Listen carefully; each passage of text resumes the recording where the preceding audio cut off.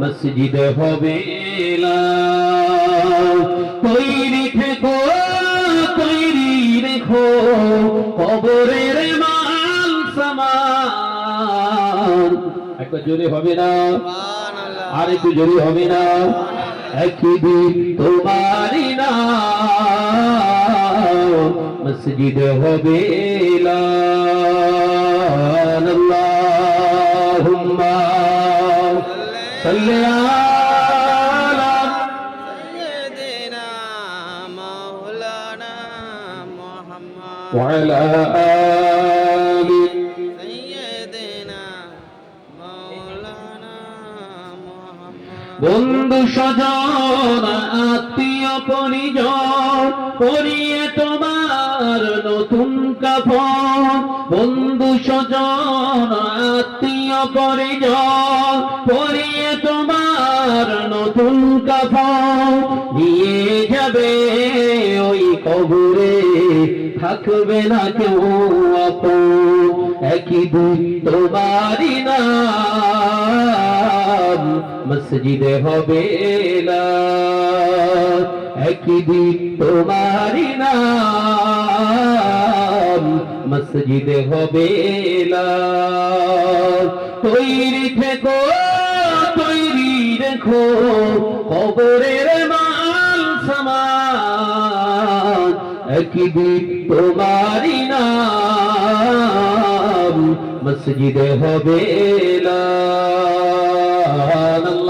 আল্লাহুম্মা সাল্লি আলা সাইয়্যিদিনা মাওলানা মুহাম্মদ ওয়া আলা আলি সাইয়্যিদিনা মাওলানা মুহাম্মদ। টাকা কড়ি গাড়ি বাড়ি থাকবে না কেউ সঙ্গে তোমার। টাকা কড়ি গাড়ি বাড়ি থাকবে না কেউ সঙ্গে তোমার। থাকবে সেদিন সঙ্গী হয়ে নূর নবীর সুন্নাহ। যদি হবে না, সুবহানাল্লাহ, আর একটু জোরে হবে না। সুবহানাল্লাহ। থাকবে সেদিন সঙ্গী হয়ে নূর নবীর সুন্নাহ। একদিন তোমারই নাম মসজিদ হবে না। তৈরি থেকো তৈরি রেখো কবরের মাল সামান। একদিন তোমারই নাম মসজিদ হবে না। আল্লাহুম্মা সাল্লি আলা সাইয়্যিদিনা মাওলানা মুহাম্মদ ওয়া আলা আলি সাইয়্যিদিনা মাওলানা মুহাম্মদ। ও মা গনেরা, মুরব্বিয়ান গনেরা, ছেলেরা বাচ্চারা, পর্দা নশিনা মা ও বোনেরা, আলোচনা বুঝুন। আম্মা জান হযরতে ফাতেমা সন্তানদেরকে মানুষ করলেন, নিজের সোরা চেহারাটা দেখতে দেখতে দিলেন না। সন্তানেরা মায়ের চেহারা বর্ণনা করতে পারেন নাই, কোনো কিতাবে দেখাতে পারবেন না।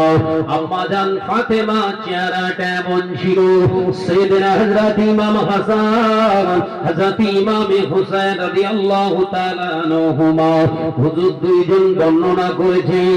এমন ইতিহাস কোন জায়গায় দেখাতে পারবেন না, বরঞ্চ আপনাদের দেখাতে পারা যাবে।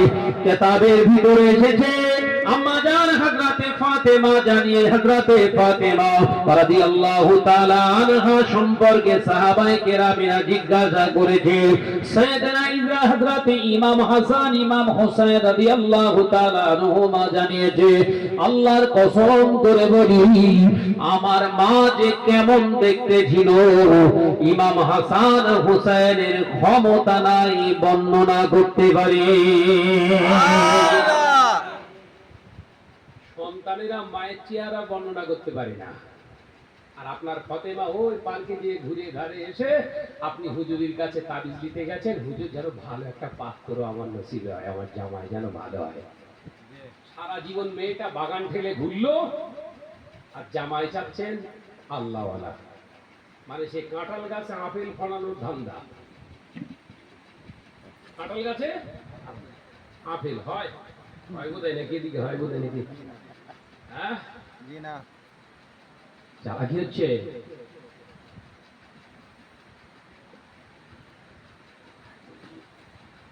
সন্তান পেটে আসলে চলে গেল হুজুরের দরবারে, ফুরফুরা শরীফ আপনার মোল্লা শিমলা দরবার শরীফে চলে গিয়ে হুজুর একটা তাবিজ দেন, আল্লাহ যেন ভালো একটা সন্তান দেন। তুই নিজে ভালো, তুই নিজে ভালো তো, তুই নিজে ভালো না হয়ে ভালো সন্তানের দাবি তুই করতে পারিস না। কারণ ওই বাঁশ গাছে কোনো দিন আখ হবে না, আখ আলাদা। কত বলে রেখে আখেরও গীত আছে, বাঁশেরও গীত আছে। আপনি ভাবছেন বাঁশে থেকে আখ হবে, বাঁশ হবে, এ কথা বলছেন না কেন? সব বুঝতে পারছে, ওই জন্য কথা বলছে না। যে আজকে মুসলিম সমাজ গোটা পৃথিবীর জমিনে লাঞ্ছিত হচ্ছে। বিটু বোমা ফেলেছে, বাংকার ব্লাস্টার বোমা, 13,000 কেজি ওজন, 13,600 কত কেজি বলছিল। সেই বোমা 6খানা ফেলেছে 3টে পরমাণু কেন্দ্রে। 57টা মুসলিম কান্ট্রি সব এর মধ্যে দাঁড়িয়ে দাঁড়িয়ে দেখছে। সৌদি আরব, আমেরিকার যত সীমান্ত ঘাঁটি ছিল, সামরিক ঘাঁটি থেকে সব যুদ্ধ বিমানগুলো সব আরব আমিরাতে জায়গা করে দিয়েছে, সেখানে লুকিয়ে রেখে দিয়েছে। মুসলমান না ইরান কি না একজন শিয়া।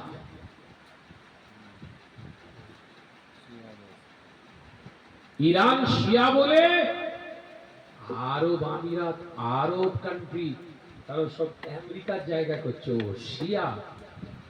ইরান শিয়া বলে তুমি জায়গা করে দিলে আমেরিকা। আমেরিকা ইসরায়েলিরা কারা?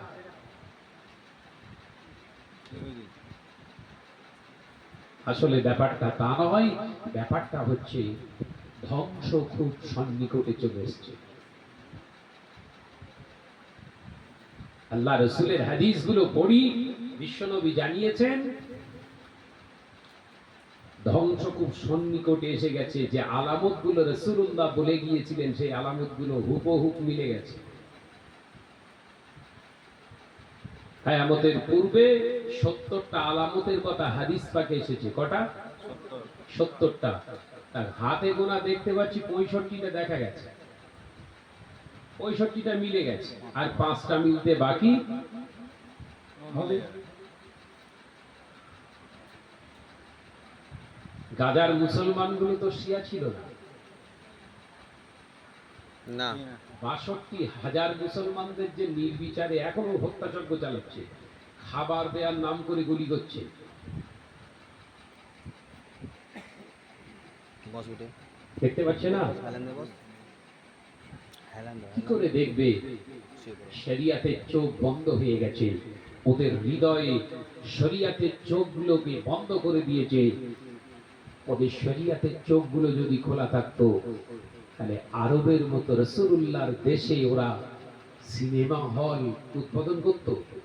জি না। ওদের অন্তর্চক্ষু শেষ হয়ে গেছে। আমরা যাই রাসূলুল্লাহর মহব্বতে চলে যাই,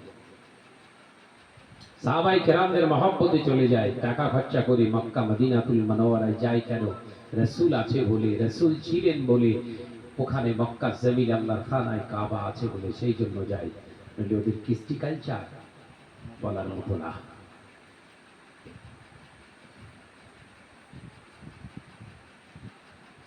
ভাবতে অবাক লাগছে।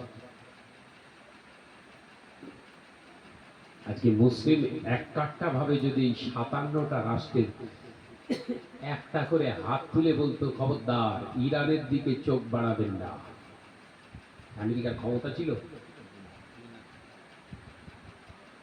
খামোশ খেয়ে যেত। কারণ 200 কোটি মুসলমান বসবাস করে গোটা ওয়ার্ল্ডে।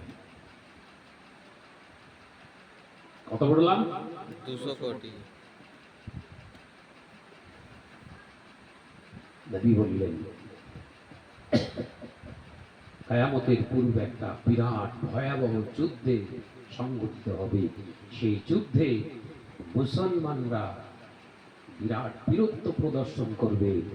মুসলমানরা ওই মসজিদুল আকসাকে কেন্দ্র করে বিরাট একটা যুদ্ধ বাঁধবে, গোটা বিশ্বব্যাপী মুসলমানরা নির্বিচারে জান দেবে, বহু মুসলমান শহীদ হয়ে যাবে। খোরাসান থেকে একটা আমার কালো পতাকাধারী উম্মাত বার হবে। কোথা থেকে? খোরাসান থেকে। খোরাসান থেকে আমার একটা উম্মাতের গ্রুপ বেরোবে। ওই উম্মাতের গ্রুপ পায়ে হেঁটে আসবে কোথায়? ফিলিস্তিনের জমিনে। এই জেরুজালেমের উপরে দাঁড়িয়ে তারা শক্তি প্রদর্শন করবে। আল্লাহ ওই কালো পতাকা বাহী মুসলমানদের দ্বারা আবার ওই জেরুজালেম মসজিদুল আকসাকে আল্লাহ বিজয়ী ঘোষণা করবে। মুসলমানদের একটা সুবহানাল্লাহ। দিন আসছে।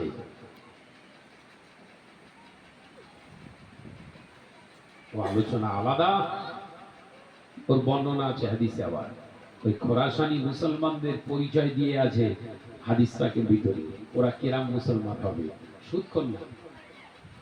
এই কথা বুঝতে পারছেন না? হ্যাঁ। দাড়ি চাচা না, ছেঁড়া প্যান্ট পরনে বলা মুসলমান না, বেনামাজি না, জেনাখন না, গানখন না, ওই কেবিল লাইন নেওয়ানা মুসলমান না। মুসলমান ইত্তেবায়ে সুন্নতে নববীর উপরে पैरवी करने वाला মুসলমান। একবার জোরে বলুন সুবহানাল্লাহ। তাদের নেতৃত্ব দেবে হযরত ইমাম মাহদী আলাইহিস সালাম। একবার জোরে বলুন সুবহানাল্লাহ। নেতৃত্ব হবে কে? ইমামে মেহেদী। দিন আসছে। ভাইরা, নজরেরা, যুবকেরা, ছেলেরা, বাচ্চারা, পর্দা নেশিনা, মা ও বোনেরা, আলোচনা যেটা বোঝাতে চেয়েছিলাম, এ নজরেরা, মুরব্বিয়ানেরা, ছেলেরা, বাচ্চারা, পর্দা নেশিনা, মা ও বোনেরা, কন্যার অভিযোগ আল্লাহ গ্রহণ করে আল্লাহ পাক জিজ্ঞাসা করবে, বান্দা ও আমার আলেম বান্দা, নারীদের পর্দা ফরজ ছিল কবে থেকে, কত বছর বয়স থেকে? আল্লাহর ওই বান্দাটা বলবে, আল্লাহ 9 বছর থেকে। 9 বছর থেকে মহিলাদের পর্দা করা ফরজ করেছি আমি আল্লাহ। তোর মেয়ের 22 বছর বয়স হয়েছিল, পর্দা কেন তাকে করাসনি? এর অভিযোগে দুইজন নারী এই অভিযোগ আল্লাহ পাক কবুল করে নিয়ে ওরা আবার 25 বছরের ইবাদত কেটে নিয়ে পালিয়ে যাবে। কত ছিল জানো? 30 ছিল। এখন কত? 5 আছে। এখন অভিযোগকারী সব দাঁড়িয়ে রয়েছে। পরের জমির আল ঠেলেছিলেন, টাকা ধার নিয়ে দেননি, যারা সব আসামি আছে না,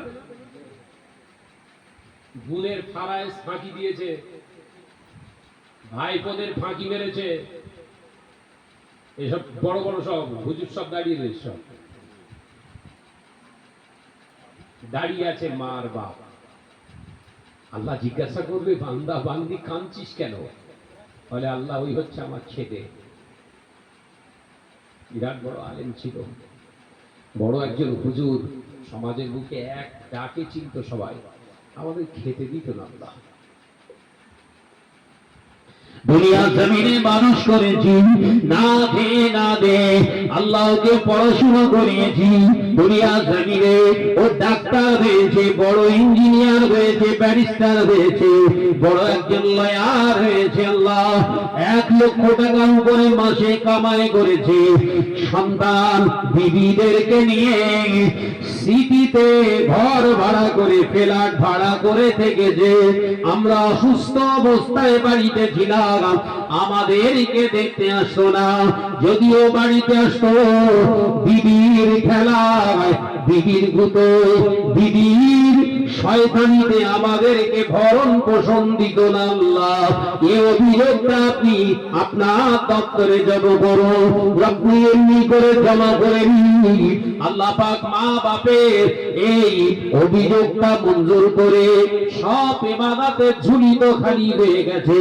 তাই মা বাপ যে পরিশ্রম করে ওকে মানুষ করতে গিয়ে গুনাহ করেছিল, সব গুনাহ এখন ওর ঘাড়ের উপরে চাপিয়ে দিয়ে বলবে, যা বান্দা, তোকে জাহান্নামী ঘোষণা করে দিলাম। ও আমার সাহাবীরা, ও আমার সাহাবারা, আমি নবী তোমাদেরকে জানিয়ে দিয়ে গেলাম, ওই ব্যক্তিটাই হবে গরীব যে 70 বছরে ইবাদত বন্দেগী করার পরেও তার ঠিকানা হয়ে যাবে জাহান্নামী। সবার জন্য করছেন, আপনার জন্য করছেন তো? এই গোড়ার কথাটা মনে পড়ছে? সবার জন্য করছেন তো? বিবির জন্য, সন্তানের জন্য বিরাট বড় বড় সব প্রপার্টি তৈরি করে রেখে যাচ্ছেন। ভালো করা, ভালো, অবশ্যই করো। আপনার জন্য কিছু করেছেন তো?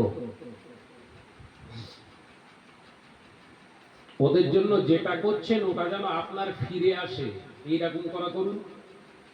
কথা বুঝতে পারছেন না? হ্যাঁ, বুঝতে পারছি। হ্যাঁ, হালাল মাল থেকে ওদের জন্য সম্পদ রেখে যান আর ওদেরকে শিক্ষা দিয়ে যান, খবরদার এই এই রাস্তায় তোমরা চলতে পারবে না, এই এই রাস্তায় খরচা করতে পারবে না, এই এই জায়গায় যেতে পারবে না, এই এই জায়গায় তোমরা খেতে পারবে না। এই নসিহতের উপরে ওদেরকে ইস্তিকামাত দিয়ে পূর্ণ প্রতিষ্ঠিত করে যদি রেখে যেতে পারেন, ওটা ফিডব্যাক হবে। দুনিয়ার জমিনে সন্তান, বিবি, ছেলেগুলা সৎ রাস্তায় চললে ওরা যেমন নেকি প্রাপ্ত হবে, আল্লাহ আপনাকে কবরেও কিয়ামত পর্যন্ত নেকি দিতে থাকবে। সুবহানাল্লাহ। ওই জোরে হলো না তো? সুবহানাল্লাহ। ফিডব্যাক আছে না নাই? করছেন, ওদের জন্য করছেন, আপনার কই?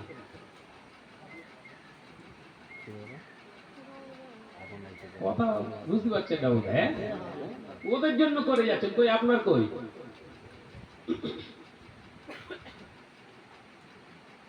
ফিডব্যাক নেওয়ার চেষ্টা করেন। গাড়ি কিনতে গেলে একটা জায়গায় শোরুমে গাড়ি কিনতে গেছেন, ওই যারা কাজ করে ওখানে বিভিন্ন মেম্বারশিপে যারা কাজ করছে, সেলার যারা আছে, ওরা আপনার গাড়ি ফাড়ি সব দেওয়ার পরে একটা কাগজে বলে, স্যার একটু ফিডব্যাক দেবেন। ওদের 10 পর্যন্ত নাম্বার আছে, 5 থেকে 10 পর্যন্ত নাম্বার আছে। আপনি ওনার ব্যবহারে, ওনার কাজে খুশি হয়েছেন, সেটা গুড দেবেন না নাইস দেবেন না এক্সেলেন্ট দেবেন, লিখুন। লেখা আছে টিক চিহ্ন মারুন। কথা বুঝাচ্ছেন না? যদি গুড বলেন, ও 10 পেয়েছে কিন্তু ওতে কোম্পানি সন্তুষ্ট না, কিন্তু এক্সেলেন্ট দিলে কোম্পানি খুব খুশি হয়ে গেছে, এই উপযুক্ত সেলার, এর বেনিফিট পাওয়া উচিত, ফিডব্যাক পাবে।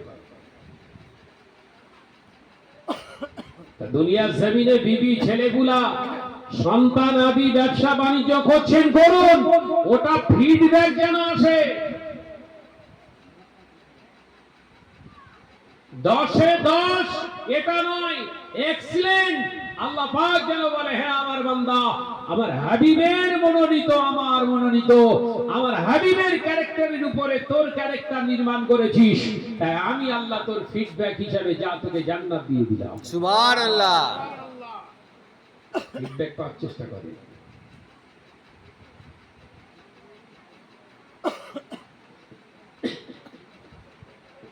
ও নজরেরা, মুরব্বিয়ানে গনেরা, ছেলেরা, বাচ্চারা, পর্দানশীলা দাও বোনেরা, আলোচনা বুঝো।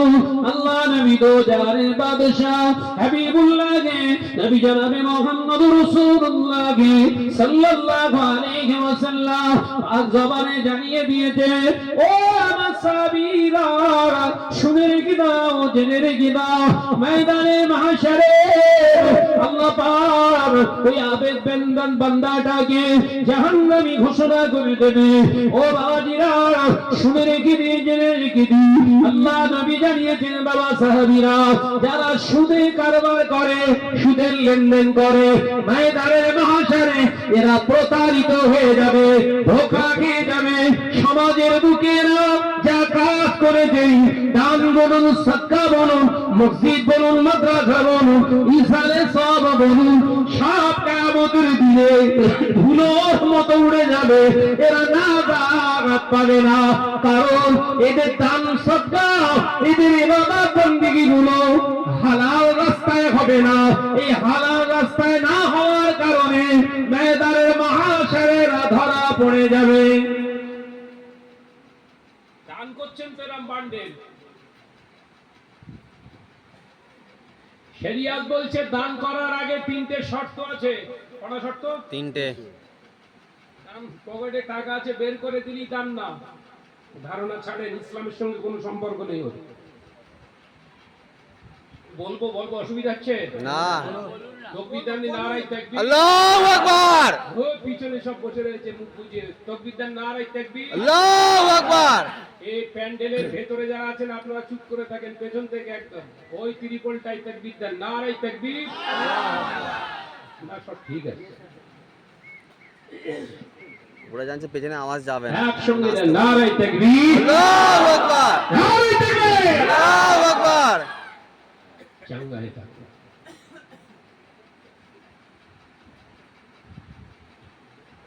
দান করতে গেলে কটা শর্ত বললাম? তিনটে। নাম্বার 1 শিখেলেন। নাম্বার 1, টাকাতে পকেটে হাত দেওয়ার আগে প্রথম শর্ত হচ্ছে ভাবতে হবে আপনাকে পকেটের টাকাটা হালাল না হারাম।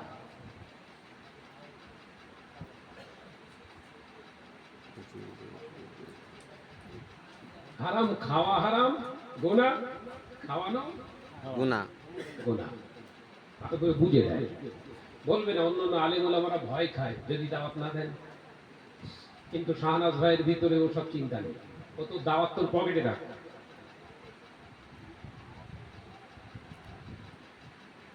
শরিয়ত আপনার শিক্ষা দেয়, পকেটে হাত দেওয়ার আগে বিবেকে জিজ্ঞাসা করো, এই পকেটের টাকাটা হালাল উপার্জিত টাকা, সঠিক টাকা যদি হয়ে থাকে তবে আপনি পকেটে হাত দিন। হারাম খাওয়া হারাম গুনাহ, আপনার হারাম খাওয়ানোটা হলো হারাম গুনাহ। ও বাবাজি, এই গুনার দায় আপনার উপরে ফিরে আসবে।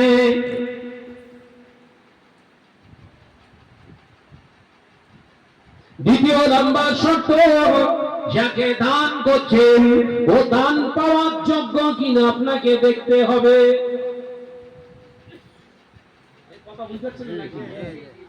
আর না ভাইজান চেয়েছে মানি তো ওকে দিতে হবে, মিথ্যা কথা।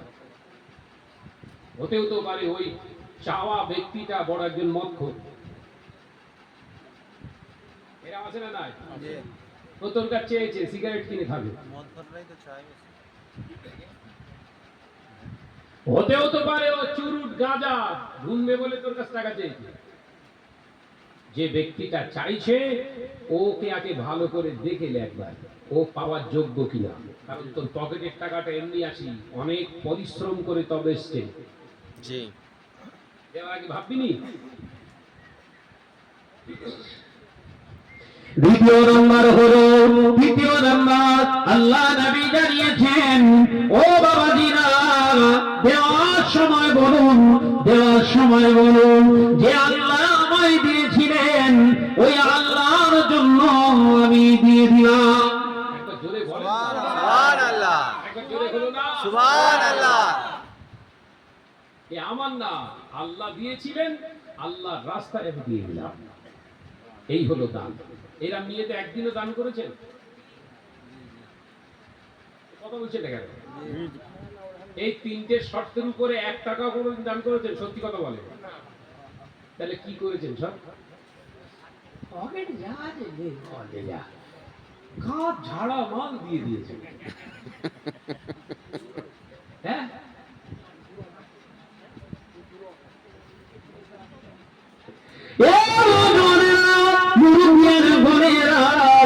ছেলেরা বাচ্চারা, পর্দার শিলা মা বোনেরা, শুনে রেখে দিই, জেনে রেখে দিই, আল্লাহ নবী জানিয়ে দিলে, ও বাবা সাহাবীরা, হাসরের মাঠে মহাময়দানে এক দল দানি ব্যক্তি ধরা পড়ে যাবে।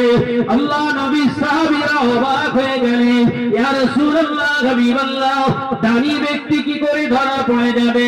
আল্লাহ নবী বললেন, ও বাবা সাহাবীরা, ওই দানি ব্যক্তিটা ধরা পড়ে যাওয়ার কারণ হয়ে যাবে তিনটে। এক নাম্বার, হারাম মাল থেকে দান করেছিল। দ্বিতীয় নাম্বার, নাম কামানোর জন্য দান করেছিল। তৃতীয় নাম্বার, দুনিয়ার জমিনে সবাই ওকে দানি ব্যক্তি বলে চিনবে, তার সাথে সাথে সবাই ওকে সম্মান করবে বলে দান করেছিল। এই জন্য আল্লাহ পাক ওই দানি ব্যক্তিটাকেও জাহান্নামী বানিয়ে দেবে। তিরমিজি শরীফে এসেছে হাদিসটি, বর্ণনাকারী হযরতে আবু হুরায়রা রাদিয়াল্লাহু তাআলা আনহু। মিশকাতুল মাসাহাবি বলে একটা হাদিসের কিতাব আছে, তার ভিতরেও হাদিসটা এসেছে। দান করবেন ইচ্ছা মতো। বড় বড় সব মসজিদ তৈরি হচ্ছে এলাকায়, দেখেছেন? আর পুরাতন ধসে পড়া, ধসে যাওয়া মসজিদ আছে আর? টালি কর্কেট টিনের আছে আর? কল্লারে বাবা, ছিটে বেড়া দিয়ে ঘেরা মসজিদ আর আছে? সব পাথর দিয়ে ঘিরে রেখেছে মসজিদ। আরে মসজিদে এসি লাগা, এত গরমে নামাজ হয়? ফতোয়া দিচ্ছে কে? এলাকার টপ আর সুক্ত, এলাকার টপ র্যাঙ্কের লটারি করে ফতোয়া দিয়ে দিয়েছে এত গরমে নামাজ হবে না। গা দিয়ে ঘাম ঝরছে আমার নামাজ। লটারি করে ফতোয়া কাজে লেগে গেছে। কমিটির ছেলেরা বলছে কোনো কথা হবে না, ভাই যে কথা বলেছে একদম সঠিক কথা বলেছে। এসি এসি কোথায়? ফান্ডের টাকা নেই। হঠাৎ করে একজন দাঁড়িয়ে বলছে, যা আমি দুটো এসি দিয়ে দিলাম। কে সে? হঠাৎ করে যে দাঁড়িয়েছে, দুটো এসি দেবে কে? সুদের কারবার করে, ও দুটো এসি লাগিয়ে দিয়েছে। ও মসজিদের ভিতরে তোলপাড় হয়ে যাচ্ছে, দেখেছিস? শাহনাজ ভাই সুদখোর হতে পারে কিন্তু তোর কল গ্যাস। কথা বলছি ঠিক আমি জোরে বলে। কি বলছে? শাহনাজ সুদখোর হতে পারে, হয়তো হারাম কাজ করে, হারামের লেনদেন করে, কিন্তু কলগে কত বড় দেখ, দুখানা এসি কমপক্ষে 90,000 টাকা দাম। ব্যাস, ইমাম সাহেব হাত তুলে দেওয়া হচ্ছে। আল্লাহ আল্লাহ, আমার শাহনাজ ভাইয়ের দানকে কবুল করো। আল্লাহ পাক আমার শাহনাজ ভাইয়ের কাজ কারবারে বরকত দান করো। এই ইমাম সাহেবের কবরে বাস করবে। কথা বুঝাচ্ছি না নাকি? বললি কি ইমাম সাহেবরা 70 হয়ে যাচ্ছে? এসব বাস করার দরকার নেই শাহনাজ ভাই। লম্বা ঘটনা ধর, আর নাহলে কোরআনের আয়াত তোল, শুধু অনুবাদ বলে বলে বেরিয়ে যা। কিচ্ছু কোনো দিকে খোঁচা মারার দরকার নেই। মানে ও নিজে জাহান্নামে যাবে, আমাকেও জাহান্নামে নিয়ে যাবে। রাগ করছো বাপ? না, চলছে তো। মসজিদ কার ঘর? আল্লাহর। আল্লাহ পাক না না পাক? পাক। জোরে বলছেন না? পাক।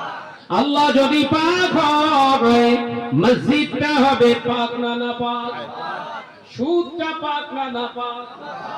সুদখোরের টাকাটা পাক না না পাক? ও দান কি মসজিদে ঢোকানো গোনা না সওয়াব?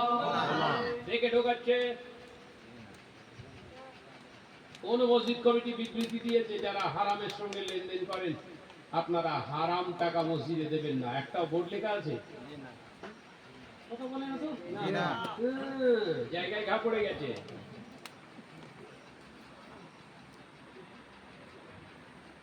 বরঞ্চ খোঁজ নিয়ে দেখেন, আল্লাহ করে আপনাদের হয়তো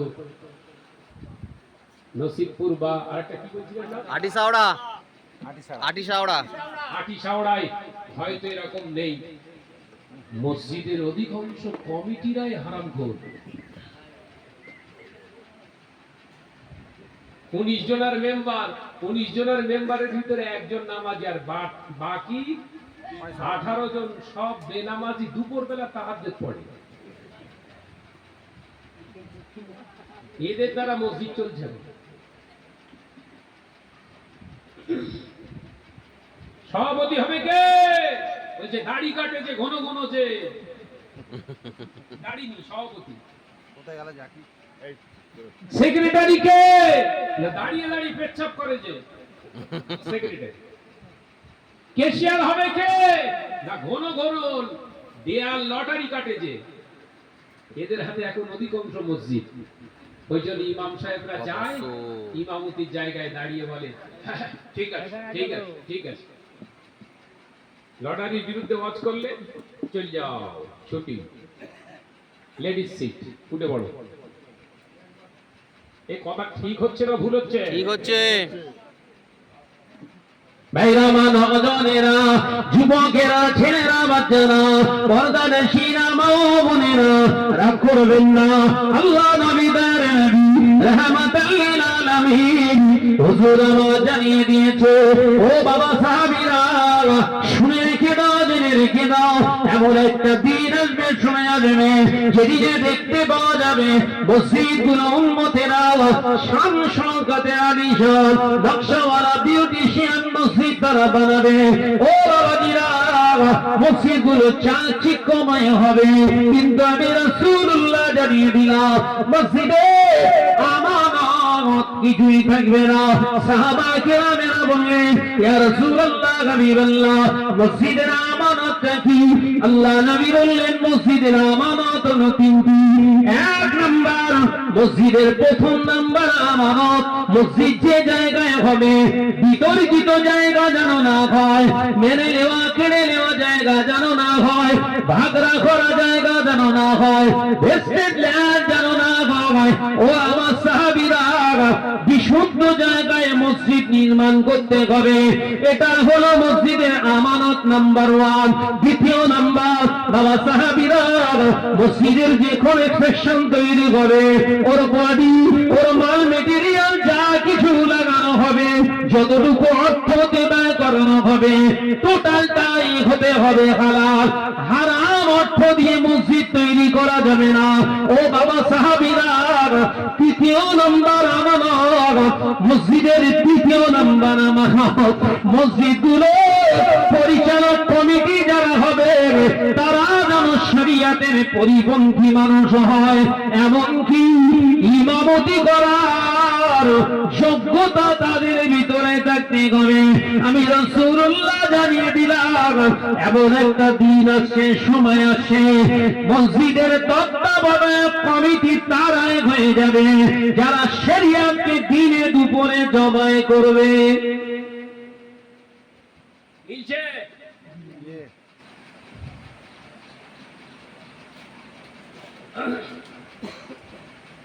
আমার আলোচনা বুঝতে পারছেন তো? রাসূলের যে নমুনা, 70টা নমুনা আমি একটু একটু করে বর্ণনা করছি আপনাদের। কিয়ামতের পূর্বে মসজিদগুলো আর পুরাতন পাওয়া যাচ্ছে বাবা, ভেঙে ভুঙে নকশা সব গম্বুজ, বড় বড় মিনার, আর মিনার কোম্পানি বেরিয়ে যাওয়া, একদম পুরো ঢালাই করা, সেটিং করে এসে খেটিয়ে দিচ্ছে মসজিদে লাইট চাকচিক্যময়। আরে বাপ রে বাপ, তৈরি করছে কে? মসজিদের মিনার তৈরি করা নিয়ে মাথা কাজ করছে না, দুটোই বেনামাজি, নামাজ পড়ে না। একজন হাত তুলে জুম্মার দিনে বললেন, ভাইজান মসজিদের রং খারাপ হয়ে গেছে, আমি সব রং করে দেবো। ইমাম সাহেব জড়িয়ে ধরেছে, চুমকাচ্ছে। মসজিদে রং করতে গেলে কমপক্ষে 50 থেকে 55,000 টাকা খরচা, টোটালটা করে দেবে বলছে। তকবীর দাও, নারে তাকবীর, আল্লাহু আকবার, নারে তাকবীর, আল্লাহ, শাহনাজ ভাই জিন্দাবাদ। শাহনাজ ভাইকে লটারি কাটে, লটারি খোর 50,000 টাকা 55,000 টাকা খরচ করে মসজিদে কালারিং করে দিয়ে যাবে, চকচকে ঝকঝকে। নামাজ হচ্ছে তো? এক কথা বলছেন না কেন? ওই সুদখোরের দেওয়া, লটারি খোরের দেওয়া মার্বেল, পাথর, এসি, ফ্যানের নিচে নামাজ পড়ছেন, নামাজ হচ্ছে তো? এ প্রতিবাদ করবে কে? আলেম সেজে হুজুর হয়ে খানা পিনা করে ঘুরছ, দাওয়াত নিয়ে ঘুরছ, খাও খাও, জন্মের খাওয়া খাও। কবরে তুলোর মতো আসাবে তোমার মতো হুজুরি। তুলো যেরকম আসায়, এটা কি বলে? ধুনুরি, ধুনুরি। তোমার ধুনুরি দিয়ে আসাবে, সেখানে তো ধুনুরি পাওয়া যাবে না, মুগুর পাওয়া যাবে, মুগুর। মসজিদ পাকা বানাতে হবে, নাহলে নামাজ হবে না, এটা শরীয়তের শর্ত নয়। আলোচনা বুঝলেন? মসজিদ ঢালাই না হলে নামাজ হবে না, এটা শরীয়তের শর্ত নয়।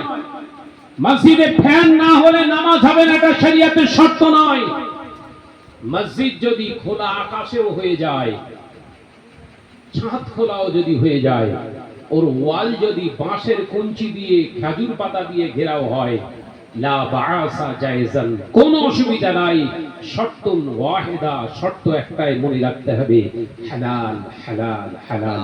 শর্ত একটাই, যা কিছু ঘেরা হয়েছে এটা টোটালটা যেন হালাল বৈধ অবস্থাতে হয়।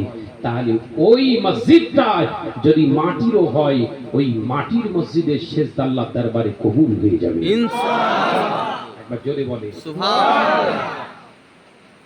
করছো মসজিদগুলো করছো?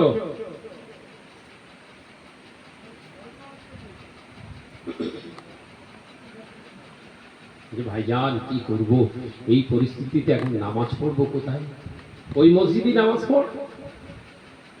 মসজিদে নামাজ যখন পড়তে যাবি, পকেটে করে টাকা নিয়ে যাবি, 5 টাকা 10 টাকা ডিব্বায় ফেলে দিয়ে চলে আসবি, ভাড়া হিসাবে নামাজ পড়। বলে বাঁচার রাস্তা নেই, এই কথা বুঝতে পারছেন না নাকি?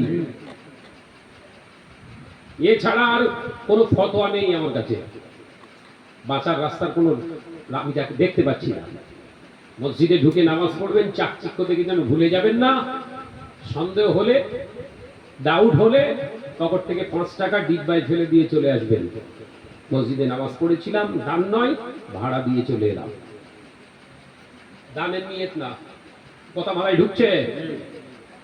কেন কেন কেন বললাম? ওই মসজিদটা তৈরি হয়েছে কোন অবস্থাতে, কে দিয়েছে? আর অধিকাংশ মসজিদ কমিটি এইরকম হয়ে যাবার কারণে কঠিন একটা সিচুয়েশন তৈরি হয়েছে। ভাই আমার বাবাজিরা আমার, মসজিদ মাটির ছিল, মসজিদগুলো টালির ছিল, মসজিদগুলো কর্কেটির ছিল, মসজিদগুলো অ্যালবেস্টারের ছিল, মসজিদগুলো ছিটে বেড়া ছিল। ও বাবাজিরা, 30-40 বছর আগেকার মসজিদে পাখা ছিল না, ফ্যান ছিল না, লাইট ছিল না। 35 বছর আগে মসজিদে মুসলমান গরম সহ্য করে হাত পাখা, ওই তালের পাতা দিয়ে তৈরি করা পাখায় হাওয়া টেনে টেনে নামাজ পড়েছে।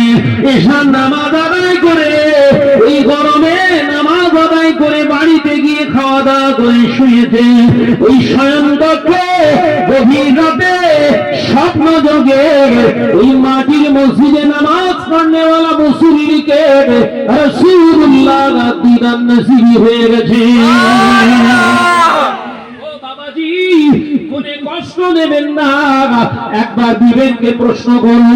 ওই পাকা মসজিদে নামাজ পড়ছেন দীর্ঘ বছর ধরে, ওই রকম মজবুত মসজিদে নামাজ পড়ছেন দীর্ঘ বছর ধরে, একবারও কি রাসূলুল্লাহর দিদার নসিব হয়েছে? না না না, আপনার নসিবে হয় না। কারণটা হারামের উপরে রাসূলুল্লাহকে পাওয়া সম্ভব নয়।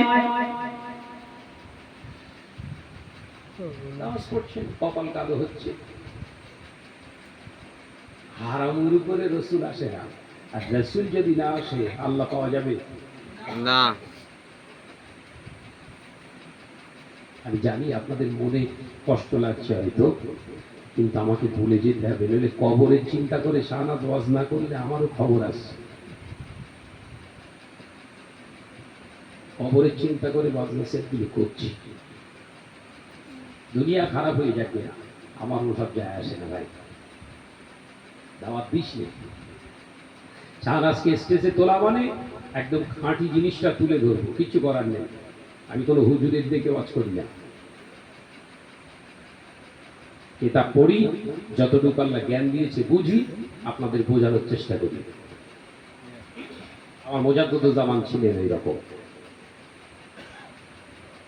মুজাদ্দিদুজ্জামান 2000-এর উপরে গোটা বাংলার জমিনে মসজিদ নির্মাণ করেছিলেন, ইটের নয়। মসজিদগুলো হুজুর নির্মাণ করেছিলেন কাদা মাটি, যারা টাকা অর্থ হালাল দিতে পেরেছিলেন তাদের পাকা মসজিদ। সব টিনের ছাওয়া, টালির ছাওয়া, ওই মসজিদে নামাজ পড়েছেন। তাল পাখা, সব কাতারে দুটো একটা করে সব পাখা দেওয়া থাকতো। মুরব্বি মনে পড়ছে? কি আরাম ছিল বলেন দিন, গা থেকে ঘাম ঝরছে, 4 রাকাত নামাজ শেষ করে তক্ক সামনে থেকে টেনে নিয়ে বুঝিয়ে দিল, আবার না নিয়ত করছে। নামাজ শেষে বসে বসে দরুদ শরীফ পড়তে পড়তে মসজিদে একটু তন্দ্রাচ্ছন্ন ভাব এসে গেছে। লাইট ফাইট, মোমবাতি, হারিকেন, হ্যাচাক ধরিয়ে নামাজ হচ্ছে, মুরব্বি একটু ঘুমিয়ে গেছে। হঠাৎ করে চিল্লে পেয়েছে, ইয়া রাসূলুল্লাহ, ইয়া রাসূলুল্লাহ। কি হলো কি হলো কি হলো?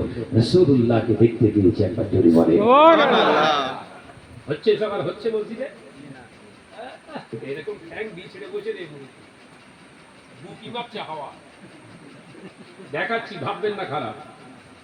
হাই স্পিড ফ্যান, ফ্যান দুটো লম্বা করে দিয়ে মুরব্বি এই করে বসে আছে, ভুড়ি তো এইরকম। মসজিদে ফ্যান ছিল না, হ্যাঁ, মসজিদ অপেক্ষায়, মসজিদের পাশে ঘর অপেক্ষায় থাকতো, কখন বলবে আল্লাহু আকবার, আল্লাহু আকবার, দৌড়চ্ছে তখন মুরব্বি।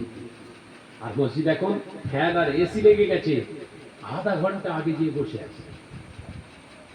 আজান হবার 10 মিনিট আগে গিয়ে বসে মুরব্বি দোল খাচ্ছে। কেন বলেন? এসি অন আছে, কথা বুঝাচ্ছে না দেখি। বাইরে 35 ডিগ্রি সেলসিয়াস তাপমাত্রা, আর ভেতরে 17, গিয়ে দোল খাচ্ছে। চাচি জিজ্ঞাসা করছে এত আগে যাও কেন? বলে মসজিদ আগে যাওয়া ফজিলত আছে। ফজিলত হাসিল করছে, বুঝতে পারছো বাপ? চাচি বলছে তো আগে যেতে না তো, হঠাৎ করে এরকম ফজিলত আমার কবে থেকে হলো? বলছে পাগল, বুঝিস কম, এসি না, সে গায়ে লাগলে যেন অন্যরকম ভাব একটা আছে, বুঝলি? পুরো এসি ঠান্ডা, বাইরে তোরা পচে পড়তেছিস, আমরা ভেতরে 17 হয়ে আছি, বুঝলি? তোরা 35, আমরা 17, কাজ করলে পুরো ঠান্ডা হয়ে যাচ্ছে। কাজ করলে পয়সা নিয়ে যাবে তো, বসো, পয়সা দেবে। ভাইরা মা, বাবাজিরা মা, মনে কষ্ট নেবেন না, ব্যথা নেবেন না। আমি আপনাদের ভাই মোহাম্মদ শাহনওয়াজ বলে যাই, শুনে রেখে দিন, জেনে রেখে দিন, হারাম করে দেওয়া ওই এসিতে ঠান্ডা আপনার চেহারা হতে পারে, আপনার আমল কিন্তু গরম হয়ে যাচ্ছে, কবরটা গরম হয়ে যাচ্ছে। শুনে রেখে দিন, জেনে রেখে দিন, সপ্তাহ হয়ে যান মসজিদগুলোকে শরিয়াতের শর্ত সাপেক্ষে তৈরি করার চেষ্টা করুন। ও বাবাজিরা, বছর বছর বছর বছর রং করার প্রয়োজন নাই, 10 বছর পরে রং করার দরকার নাই। মসজিদে যদি রং না হয় গুনাহ হবে না, কিন্তু মসজিদে যদি ওই রংটা খারাপ করে দেওয়া রং হয়ে যায়, ওই মসজিদে নামাজ পড়া হালাল হবে না। 100 বছর ধরে ওই মসজিদে সিজদায় পড়ে থাকলে আল্লাহ আল্লাহ রাসূলকে পাবেন না। আল্লাহ নবী, দয়ার নবী, রাহমাতাল লিল আলামিন, মক্কা থেকে হিজরত করে মদিনা থেকে রওনা হলেন।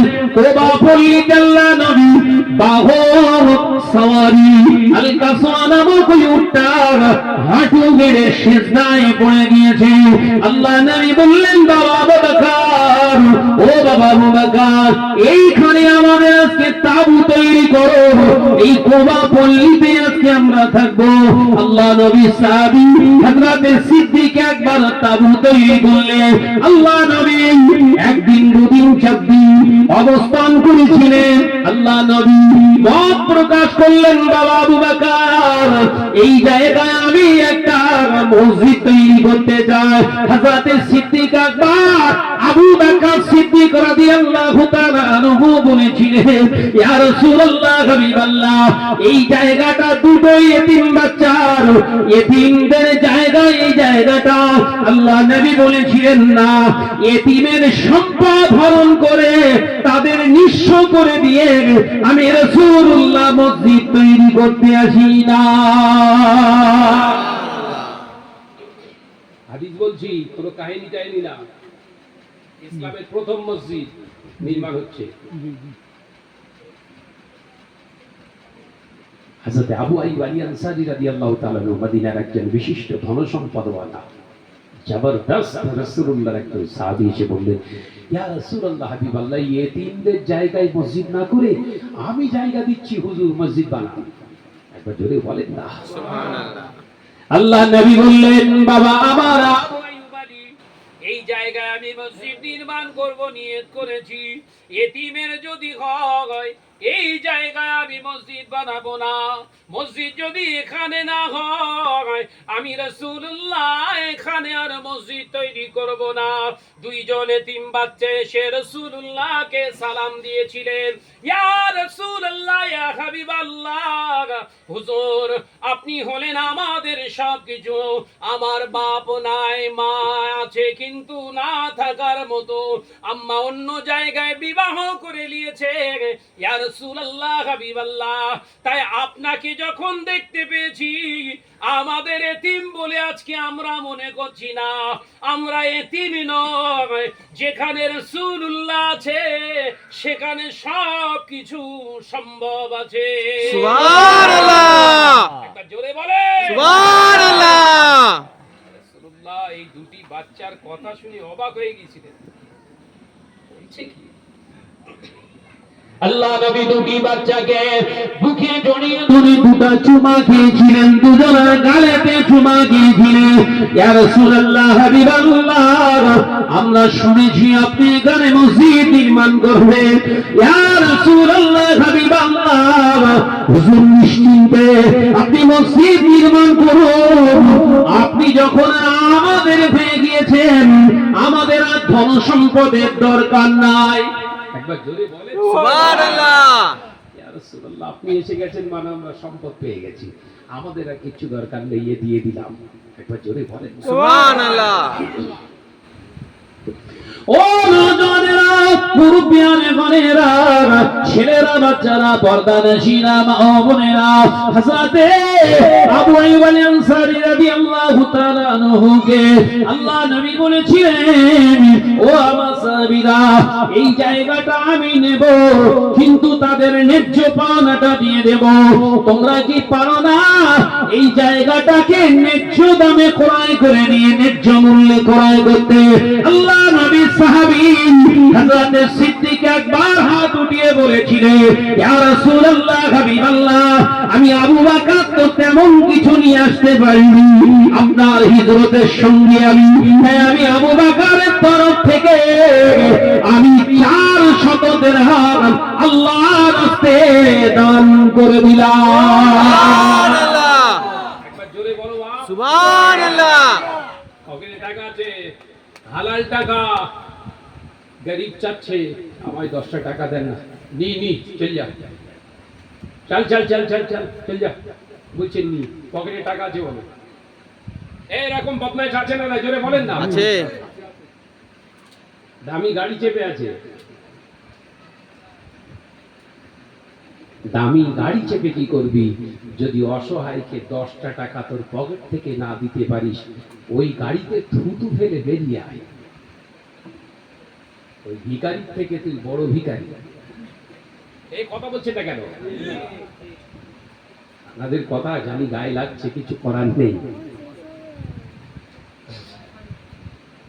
ভাইরা, নওজওয়ানেরা, মুরব্বিয়ান গণেরা, ছেলেরা, বাচ্চারা, পর্দানশীরা, মা ও বোনেরা, আল্লাহ নবী, দয়ার নবী, রাহমাতাল লিল আলামিনের সাহাবায়ে কেরামেরা মদিনা শরীফ থেকে যারা এসেছিলেন আগাতে, সবাই দান করলেন। আল্লাহ নবী কদম মোবারকে এত ধন সম্পদ জমা হয়ে গিয়েছে। আল্লাহ নবী দুটি বাচ্চাকে কাছে রেখে সাহাবায়ে কেরামদেরকে ডেকে বললেন, বাবা সাহাবীরা, ও আমার সাহাবারা, আমি রাসূলুল্লাহ তোমাদের সাক্ষী রেখে বলছি, এই জায়গাকে আমি 3টি ভাগে বিভক্ত করলাম। এই 3টি ভাগের 2টি ভাগের দাম আমি তাদেরকে দিয়ে দিলাম তোমাদের সাক্ষী রেখে, আর তাদের 2 ভাইয়ের কাছ থেকে 1টা ভাগ দান হিসাবে গ্রহণ করলাম। কেন জানো? এই এতিমদের কাছ থেকে যদি আমি রাসূলুল্লাহ দান আজকে যদি না গ্রহণ করি, কিয়ামত পর্যন্ত এতিমেরা দান করতে পারবে না, তাদের দান কোথাও কেউ আর গ্রহণ করবে না। তাই এতিমদের দান আমি রাসূলুল্লাহ বঞ্চিত করতে চাই না। কিয়ামত পর্যন্ত যেন এতিমেরা দান করতে পারে। সুবহানাল্লাহ। কি নবী ছিলেন দেখে, শরিয়ত বোঝা যাচ্ছে। নবী বললেন, উযরু ইলা জিবাল, ওই দেখো পাহাড় দেখতে পাচ্ছ, ওই পাহাড়ের পাথরগুলো আনো। মসজিদটাই যাচ্ছে ইসলামের প্রথম মসজিদ। ওই যে পাহাড় দেখতে পাচ্ছ, পাহাড়ের পাথরগুলো আনো। পাথর ওই পাহাড়ের মালিক কেউ না, ও মালিক হচ্ছে আমার আল্লাহ। আনো। সাহাবায়ে কেরামরা সারিবদ্ধভাবে পাথর হচ্ছে।